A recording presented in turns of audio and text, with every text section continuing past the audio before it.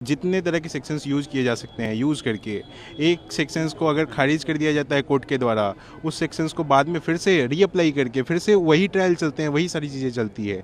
तो ये कानून का गंदा मजाक नहीं है क्या? अगर अगर उसने पैसे मेहनत से कमाए हैं, जॉब करके पैसे कमाए हैं, तो इस पे उसकी वाइफ का हक डिवोर्स के बाद आप इस तरह से एक्सटॉर्शन करके पैसे लेने का राइट उनका नहीं है। क्या न्याय पे बैठे हुए जो इतने बड़े पद पे जिसे हम अपेक्षा करते हैं कि हमें एक न्याय मिलेगा, वो अगर इस तरह से करप्ट हो जाएं, तो मुझे नहीं लगता कि इस देश में कानून का कुछ हो सकता है। जैसे शहीद भगत सिंह ने लोगों को जगाया था इस दुनिया में, इस इंडिया में लोगों को जगाया था अपनी जान देके। मेरा भाई भी मुझे लगता है कि इसी तरह से अपनी जान देके लोगों को जगाया है। सुप्रीम कोर्ट ने खुद कहा है कि 498 सेक्शंस का जिस हिसाब से मिसयूज़ किया जा रहा है, 98% केसेस जो हैं वो फॉल्स केसेस हैं।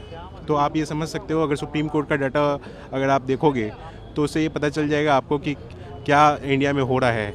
मेन के पास कोई सुरक्षा नहीं है कि वो कुछ बात कर सकता है किसी फोरम में आके। इतना दिखाया कि इतना पेनफुल लड़कियों को होता है, क्या ये ऐसा नहीं हो सकता है कि ये लड़कों के साथ भी हो रहा है? मेरा भाई जिस लेवल के हरासमेंट से गुजरा है, उससे सभी को, उसके जैसे लोग जितने भी आज के इंडिया में जितने लोग उसके जैसे हैं और जितने फॉल्स केसेस लगाए जा रहे हैं इंडिया में, सिर्फ इस लॉ को यूज़ करके, निर्भया केस के बाद लॉ को इस तरह से प्रेजेंट किया गया है और उसी चीज़ का वो कानून जो है उसी चीज़ का मजाक उड़ाया, कानून में उसी चीज़ का मजाक उड़ाया जा रहा है। उसी चीज़ को का फ़ायदा उठा के मेन के ऊपर मतलब फॉल्स केसेस डाल के जितने तरह के सेक्शंस यूज़ किए जा सकते हैं यूज़ करके एक सेक्शंस को अगर खारिज कर दिया जाता है कोर्ट के द्वारा, उस सेक्शंस को बाद में फिर से रीअप्लाई करके फिर से वही ट्रायल चलते हैं, वही सारी चीज़ें चलती है। तो ये कानून का गंदा मजाक नहीं है क्या? मैं ये पूछना चाहता हूँ। अतुल ने कभी इस चीज़ की चर्चा की थी परिवार में आपसे, या भाई थे, माता पिता से, किस तरीके से उन्हें टॉर्चर किया जा रहा है और पैसे की डिमांड की जा रही है, एक्सटॉर्शन किया जा रहा है? क्या कभी भी चर्चा होती थी कभी भी? सर, उसका ये मानना था कि मेरे पैसे कमाए हुए पे अगर मैं गलत हूँ तो किसी का हक होना चाहिए, अगर मैं गलत नहीं हूँ तो किसी का और का हक नहीं होना चाहिए। अगर उसने पैसे मेहनत से कमाए हैं, जॉब करके पैसे कमाए हैं, तो इस पे उसकी वाइफ का हक डिवोर्स के बाद आप इस तरह से एक्सटॉर्शन करके पैसे लेने का राइट उनका नहीं है। अगर आप जेन्युइनली अगर डिवोर्स में होता, जेन्युइनली केस होते सेटल, इवन इसमें तो उसने जज को भी इसमें बताया कि कैसे जज जो है उसे पैसे मांग के कह रही हैं कि 5 लाख रुपए आप दोगे हमें तो हम ये केस सेटल डाउन करेंगे, और नहीं तो आपके और आपके फैमिली को सबको हरास करेंगे। तो ये क्या न्याय पे बैठे हुए जो इतने बड़े पद पे जिसे हम अपेक्षा करते हैं कि हमें एक न्याय मिलेगा, वो अगर इस तरह से करप्ट हो जाएं, तो मुझे नहीं लगता कि इस देश में कानून का कुछ हो सकता है। इतने परेशान थे। अब क्या उम्मीद कर रहे हैं, क्या न्याय मिलेगा? क्या उम्मीद कर रहे हैं? सर, उसने खुद से ही सुप्रीम कोर्ट ऑफ इंडिया को मेल लिखा है, उसने खुद से ही राष्ट्रपति जी को मेल लिखा है। तो मैं इतना भरोसा करता हूँ इस न्याय व्यवस्था पे कि सुप्रीम कोर्ट स्यू मोटो कुछ या तो कमेटी बना के या फिर कुछ खुद से ही संज्ञान लेके इस चीज़ पे